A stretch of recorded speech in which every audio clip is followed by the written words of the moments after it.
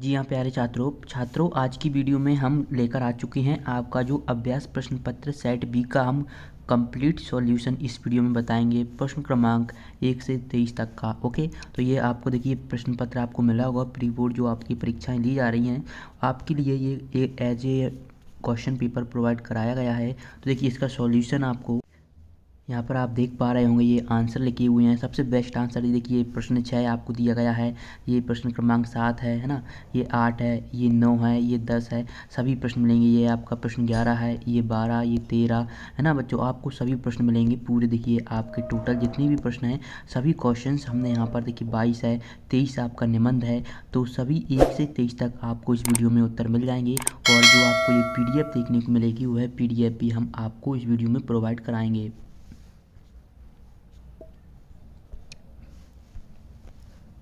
तो सबसे पहले आपको कुछ नहीं करना, आपको इस वीडियो को पूरा देखना है। PDF की जो प्रोसेस रहेगी वह इसी वीडियो में बताऊंगा। तो चलिए वीडियो को स्टार्ट करते हैं। ये सेट बा है जो कि आपको प्री बोर्ड हो सकता है आपका जो सेट बा आपको मिला हो, तो जो भी बच्चे चाहते हैं कि उनको आंसर मिल जाए तो इस वीडियो को पूरा देखिए। ओके, सेट ए का भी आपको बहुत जल्द मिल गया होगा, आपने नहीं देखा है तो PDF में सेट ABCD सभी एक साथ हैं। तो यहाँ पर देखिए पहला प्रश्न है प्रयोगवाद का प्रारंभ माना जाता है, तो इसका आप उत्तर करेंगे ऑप्शन आ। दूसरा देखिए आप जल्दी से टिक करते चलिएगा, प्रश्न 2 है ना, तो इसका उत्तर आपको कर लेना उद्धव। और प्रश्न 3 है तो इसका उत्तर कर लेना है भरत मुनि। और प्रश्न क्रमांक जो आपका 4 है इसका आपको उत्तर कर लेना है वसुधा का। प्रश्न 5 है, प्रश्न 5 का उत्तर आप करेंगे पूर्व पद। इसके बाद देखिए प्रश्न 6 है, तो प्रश्न 6 का उत्तर हो जाएगा ग्रामीण जीवन का। तो इस तरीके से आप पहले प्रश्न के सभी प्रश्नों के उत्तर कंप्लीट कर लेना। इसके बाद देखिए प्रश्न 2 है, तो प्रश्न 2 में पहला प्रश्न आपको यहाँ पर देखने को मिलेगा राम लक्ष्मण परशुराम संवाद रामचरित के किस भाग से लिया गया है, तो ये कहाँ से लिया गया, बालकांड से लिया गया है। इसके बाद देखिए 4 चरणों में समान मात्रा वाले छंद को कहते हैं, है ना, तो ये क्या सम्मात्रिक छंद कहते हैं, तो इसका आपको सम्मात्रिक कर देना है। अगला देखिए भावों को बढ़ाने या उद्दीप्त करने वाले पदार्थ कहलाते हैं, तो ये उद्दीपन कहलाते हैं। इसके बाद नेक्स्ट देखिए कि रामवृक्ष बेनीपुरी की रचनाएं पत्र पत्रिकाओं की आयु में छपने लगी थीं, तो ये 15 वर्ष की आयु में छपने लगी थीं। इसके बाद अगला देखिए अर्थ के आधार पर वाक्य के भेद होते हैं, तो अर्थ के आधार पर वाक्य के भेद 8 होते हैं, तो यहाँ पर आप 8 प्रकार के कर दोगे। और रचना के आधार पर पूछे तो 3। ओके, अर्थ आ से 8, ठीक है। चलिए इसके बाद देखिए गंतोक से किलोमीटर की दूरी पर युमतांग था, तो जो गंतोक है उससे कितनी किलोमीटर दूरी पर युमतांग था, तो ये 149 यानी कि 149 किलोमीटर पर था। इस तरीके से आप सभी प्रश्न क्रमांक 2 के उत्तर को लिख लेना। इसके बाद देखिए प्रश्न क्रमांक 3 में आपसे सही जोड़ियाँ पूछी गई हैं, है ना, तो सही जोड़ियाँ में आप देखिए पहला आपका है नागार्जुन, है ना, तो ये नागार्जुन का आपको कर लेना है आधुनिक कबीर। दूसरा है ना, तो दूसरा है मेघ आय बन ठनके में अलंकार है, तो इसमें मानवीय अलंकार है। इसके बाद कहानी के तत्व, तो कहानी के कितने तत्व हैं, तो कहानी के तत्व 6 हैं। एहतियात और सावधानी दोनों ही समानार्थी शब्द हैं। इसके बाद है गले का आहार, है ना, गले का हार, तो इसका आपको कर लेना है बहुत प्रिय। और प्रेयर भील, तो इसका आप करेंगे एक धर्मचक्र है प्रेयर भील। तो इस तरीके से आप इनके आंसर मिला लेना। PDF के लिए मैं बता दूंगा, आप चाहें तो गूगल पर जाकर SKT सर्च कर सकते हैं, SKTEACH। ओके, नहीं तो आप हमारे टेलीग्राम ग्रुप को ज्वाइन कर लीजिए, लिंक आपको डिस्क्रिप्शन बॉक्स में दी गई है, वहाँ से आप PDF आपको बिल्कुल फ्री में मिल जाएगी। ओके, तो फटाफट से PDF ग्रुप को ज्वाइन कर लीजिएगा। इसके बाद प्रश्न 4 देखिए कि कवि निराला ने बादलों की तुलना किससे की है, तो ये किससे की है, इसका मैंने लिखित आंसर जो मैंने आपको जो फोटो बताई थी, जैसे कि देखिए आप यहाँ से इसका आंसर लिख भी लेंगे, तो यहाँ पर आप देखेंगे प्रश्न 4 की बाल कल्पना से की है। कवि ने जो है ना उन्होंने बाल कल्पना से की है, क्योंकि बच्चों की कल्पना मधुर होती है, ये बदलती रहती है। ओके, तो इस तरीके से अगर आपको जो ये क्वेश्चन पेपर की जो PDF है ना वह डाउनलोड करना है, तो इसके लिए आप हमारे टेलीग्राम ग्रुप को ज्वाइन कर लें, इसकी डिस्क्रिप्शन बॉक्स में मैंने लिंक दी हुई है, ठीक है। चलिए आगे क्वेश्चन की ओर बढ़ते हैं, तो आगे का आप क्वेश्चन देखेंगे, तो आगे क्वेश्चन आपको देखने को मिल रहा है दूसरा प्रश्न की गणों की संख्या कितनी होती है ना, तो ये कितनी होती है, 8 होती है, यहाँ पर आप 8 लिख देंगे। इसके बाद देखिए मन्नू भंडारी के पिता रसोई को क्या कहते थे, तो ये क्या कहते थे, तो ये भटियार खाना कहते थे, तो ये क्या कहते थे, भटियार खाना कहते थे, ठीक है। इसके बाद देखिए अगला हम देखते हैं, अगला है कि दो वर्णों के मेल को कहते हैं, तो दो वर्णों के मेल को हम संधि कहते हैं, ठीक है। और इस तरीके से अगला देखिए मूर्खों में अल्पज्ञ के महत्व के लिए कौन सी लोकोक्ति है, तो ये कौन सी है, अंधों में काने, ओके, अंधों में काना। अगला देखिए, माता का आंचल कहानी के अनुसार माँ ने भोलानाथ की घाव पर क्या लगाया, तो ये हल्दी पीसकर लगाई थी। चलिए प्रश्न 5 की ओर बढ़ते हैं। प्रश्न क्रमांक 5 आपको यहाँ पर देखने को मिल रहा है। पहला प्रश्न है कि संगीतकार की आवाज़ में हिचक साफ सुनाई देती है, तो ये आपको बताना है सत्य है या असत्य। तो यहाँ पर आपको सत्य कर देना है। जहाँ अलौकिक आश्चर्य का भाव उत्पन्न हो वहाँ होता है, तो कौन सा रस होता है, तो ये आपको असत्य कर देना है। इसके बाद अगला देखिए, एक संस्कृत व्यक्ति किसी नई चीज़ की खोज नहीं करता, तो ये असत्य है, क्योंकि वह हमेशा कुछ ना कुछ जो रहता है नई चीज़ की खोज करता ही रहता है, इसलिए ये गलत हो जाएगा। तो आप यहाँ पर असत्य करोगे। न्याय के अनुसार न्याय करना न्यायशीलता है, तो ये सत्य हो जाएगा आपका यहाँ पर, है ना। और इसके बाद अगला हम देखते हैं कि भोलानाथ का अधिकतर समय उनकी मैया के सानिध्य में गुजरता था, तो ये भी सत्य है। और अगला है कि प्रश्न जो है, प्रत्यक्ष अनुभव की अपेक्षा अनुभूति लेखन में मदद करती है, तो ये भी सही है। चलिए अब हम प्रश्न 6 देखते हैं। प्रश्न 6 है, रीति काव्य की 2 विशेषताएं लिखिए और प्रवृत्तियाँ। ठीक है, तो देखिए ये आप प्रश्न क्रमांक 6 का उत्तर यहाँ से नोट डाउन करें। तो यहाँ पर आपको रीति काव्य की जो 2 प्रवृत्तियाँ देखने को मिल रही हैं, तो यहाँ से आप 2 प्रवृत्तियाँ लिख लीजिएगा। ठीक है, यहाँ पर हम 3 बताई हैं, इनमें से आप कोई 2 लिख लीजिएगा। इसके बाद प्रश्न 7 है आपको सूरदास का, जो कि हमने भाव पक्ष, वैसे तो आपसे रचनाएं पूछी गई हैं, तो आप यहाँ से सबसे पहले रचनाएं लिखेंगे और आपसे कला पक्ष पूछा गया है, तो यहाँ पर आपको कला पक्ष में ये लिख देना है। ठीक है, ओके। तो इस तरीके से आप प्रश्न जो क्रमांक आपका 7 है इसका उत्तर करोगे। ठीक है, अब देखिए इसकी जो PDF है वो कहाँ से डाउनलोड करना है वो भी मैं बता देता हूँ। फिर इसके बाद आपको ये क्वेश्चंस भी बताए जाएंगे इस वीडियो में। अगर आप PDF डाउनलोड नहीं कर पा रहे हैं तो कोई बात नहीं, जो प्रोसेस है उसको पहले आपको मैं बता रहा हूँ, फिर इसके बाद आप वीडियो को देख लेना पूरा। सिंपल स्टूडेंट्स, आपको कुछ नहीं करना, PDF डाउनलोड करने के लिए गूगल ओपन कर लेना है। जैसा कि आपने गूगल ओपन किया तो इसकी सर्च बार में आपको यहाँ पर सर्च करना है SKT। ओके, तो देखिए मैंने यहाँ पर SKT जैसे ही सर्च किया तो इस तरीके का आपके सामने एक पेज ओपन हो जाएगा। ठीक है, तो फिर क्या करना है, आपको यहाँ पर इस पर क्लिक कर देना है।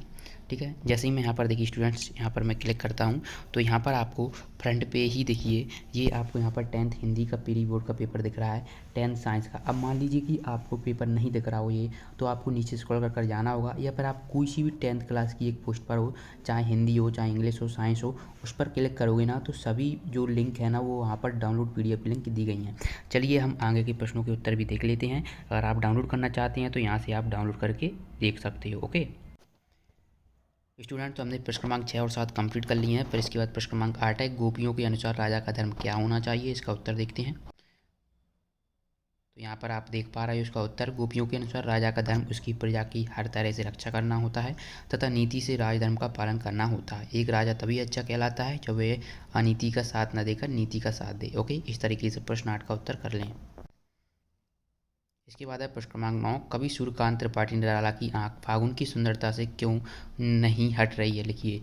और इसके अथवा में आप ये देख सकते हैं। तो चलिए प्रश्न क्रमांक 9 का उत्तर देखते हैं। स्क्रीन पर आपको प्रश्न क्रमांक जो आपका 9 है यहाँ पर आप उत्तर देख पा रहे हैं, तो इसको आप अच्छी तरीके से लिख लीजिएगा। तो यहाँ पर आप किस तरीके से लिखेंगे, क्योंकि मैं सभी अगर बोलकर बताऊँगा तो वीडियो बहुत बड़ी हो जाएगी, आपको बस नोट डाउन कर लेना है वीडियो को पॉज करके। चलिए इसके बाद बढ़ते हैं प्रश्न क्रमांक 10 की ओर। यहाँ पर प्रश्न क्रमांक 10 है, महाकाव्य की कोई 2 विशेषताएं लिखना, और इसके अथवा में विभाव एवं अनुभाव में कोई 2 अंतर लिखना है। तो हमने यहाँ पर महाकाव्य की विशेषताएं बताई हैं, तो चलिए महाकाव्य की विशेषताएं देखते हैं। ये है आपकी महाकाव्य की, बच्चों आपको 2 विशेषताएं लिखना है। यहाँ पर आपको 4 से 6 विशेषताएं वैसे मैंने बता दी हैं, बट आपको 2 ही लिखना है। ठीक है, ज़्यादा नहीं लिखना है। ओके, 2 आप इनमें से आपको जो भी अच्छी लगे वह लिख लीजिएगा। ओके, आई होप आप लिख लोगे। इसके बाद देखिए प्रश्न 10 के बाद हमारा जो अगला है वह है आपका प्रश्न 11। तो यहाँ पर है, दोहा छंद की परिभाषा उदाहरण सहित लिखना है और अथवा में अनुयुक्त अलंकार। तो अपन ने 11 वाला प्रश्न ही किया है, तो चलिए प्रश्न 11 देखते हैं, दोहा छंद। ठीक है, तो ये आपको यहाँ पर दोहा छंद देखने को मिल रहा है और ये इसकी परिभाषा है और उदाहरण है कि श्री गुरु चरण सरोज रज निज मन मुकुर सुधार वरनो रघुवर विमल जस जो दायक फलचार। प्रश्न 11 का उत्तर इस तरीके से आप नोट डाउन कर लें। इसके बाद देखिए हम अगला प्रश्न देखते हैं। प्रश्न नंबर 12 है, गद्य की प्रमुख एवं गौण विधाओं के नाम लिखिए, और हमने अथवा वाला किया हुआ है। ठीक है, अथवा वाला आप देखेंगे कि रेखा चित्र एवं संस्मरण में कोई 2 अंतर आपको बताना है। ठीक है, तो यहाँ पर आपको देखिए प्रश्न क्रमांक जो अथवा लिखा हुआ है आप स्पष्टली देख पाओगे PDF में भी। ठीक है, यहाँ पर अथवा लिखा है यानी क्यों है, नीचे वाला प्रश्न उसका किया गया है उत्तर में। ठीक है, तो ये प्रश्न 12 का उत्तर है। संचरण रेखा चित्र आप यहाँ पर हेडिंग डालेंगे, क्रमांक डालेंगे। वैसे 2 अंतर पूछे हैं तो आप यहाँ पर 4 देख पा रहे हैं, इनमें से आपको जो भी अच्छा लगे वह 2 आप यहाँ पर कर लीजिएगा। ओके, इसके बाद देखिए फिर हमें मिलता है प्रश्न 12 के बाद प्रश्न 13 कि रामवृक्ष बेनीपुरी अथवा भंदत आनंद कौशल्यायन की साहित्यिक विशेषताएं लिखिए। 2 रचनाएं लिखना है और भाषा शैली लिखना है। ठीक है, तो यहाँ पर चलिए लिखते हैं 2 रचनाएं और भाषा शैली। तो यहाँ पर देखिए हमने रामवृक्ष बेनीपुरी जी का भाषा शैली आप यहाँ से देख पा रहे होंगे। तो इस तरीके से आपको यहाँ पर पहले भाषा और शैली, भाषा इस तरीके से आप पहले भाषा लिखेंगे। ठीक है, आप चाहें तो इसको थोड़ा छोटा करके भी लिख सकते हैं। जब आप पढ़ोगे ना तो आपको और अच्छी तरीके से समझ में आ जाएगा। ओके, तो यहाँ पर आप लिख लीजिएगा। ठीक है, चलिए शैली में देखिए सभी की शैली वैसे कॉमन चीज़ रहती हैं। जैसे अगर आप कोई की भी शैली लिखें, शैली के लिए आपको कुछ अलग नहीं करना पड़ता है। ठीक है, तो वो आप देख लीजिएगा। इसके बाद देखिए अगला प्रश्न यहाँ पर हम देखेंगे। अगला प्रश्न आपको क्या मिल रहा है, मूर्ति पर लगा सरकंडे का चश्मा क्या उम्मीद जगाता है, और अथवा वाला है बाल गोविंद भगत पाठ के आधार पर भगत की गायन की विशेषताएं। तो ये प्रश्न क्रमांक 14 है। ठीक है, तो स्टूडेंट्स आप यहाँ पर प्रश्न क्रमांक 14 का अथवा वाला कर लें। अथवा वाला है, ठीक है, यहाँ पर अथवा लिखा नहीं हुआ है, नहीं तो आप ऊपर वाला करके समझ आए तो आपको नंबर नहीं मिलेंगे। ध्यान दें, आप प्रश्न क्रमांक 14 उत्तर हेडिंग डालेंगे और अथवा लिखेंगे। ठीक है, तो इस तरीके से आप यहाँ पर इसका उत्तर कर लोगे। इसके बाद 14 के बाद हम बढ़ते हैं अगले प्रश्न की ओर, प्रश्न क्रमांक 15। तो इसका भी हमने प्रश्न क्रमांक 15 का भी अथवा वाला ही किया हुआ है। तो ये आप यहाँ पर प्रश्न क्रमांक 15 का उत्तर देखिए, यहाँ पर दिया हुआ है अथवा लिखा हुआ है ना मेंशन, वो क्या है कि वहाँ पर मेंशन नहीं कर पाया है। तो प्रश्न क्रमांक 15 का उत्तर आप इस तरीके से यहाँ पर लिख लोगे। चलिए इसके बाद हम बढ़ते हैं प्रश्न क्रमांक 16। प्रश्न क्रमांक 16 आप देखेंगे कि निम्नलिखित वाक्यांश के लिए एक शब्द लिखिए जो बात लोगों से सुनी गई हो और कम खर्च करने वाला। ठीक है, तो इसके लिए देखिए, तो जो बात लोगों से सुनी गई हो उसे हम किंवदंती कहते हैं और कम खर्च करने वाला मितव्ययी होता है। तो ये प्रश्न क्रमांक 16 हो गया है। इसके बाद हम देखते हैं प्रश्न क्रमांक 17 की ओर। तो प्रश्न क्रमांक 17 है बच्चे माता पिता के प्रति अपने प्रेम को कैसे अभिव्यक्त करते हैं, लिखिए। तो चलिए इसका उत्तर हम देख लेते हैं प्रश्न क्रमांक 17 का। तो ये आपको यहाँ पर प्रश्न क्रमांक 17 का उत्तर देखने को मिल रहा है। ठीक है, चलिए इसके बाद हम बढ़ते हैं प्रश्न क्रमांक 18। तो बच्चों प्रश्न क्रमांक 18 है, ये आपको निम्नलिखित काव्यांश का संदर्भ प्रसंग सहित भावार्थ लिखना है। तो यहाँ पर आपको भावार्थ लिखना है। तो देखिए हमने ऊपर वाला ही किया हुआ है। नाते जो आपका है ना शुभ, तो ये आप यहाँ पर आप देख भी पाओगे।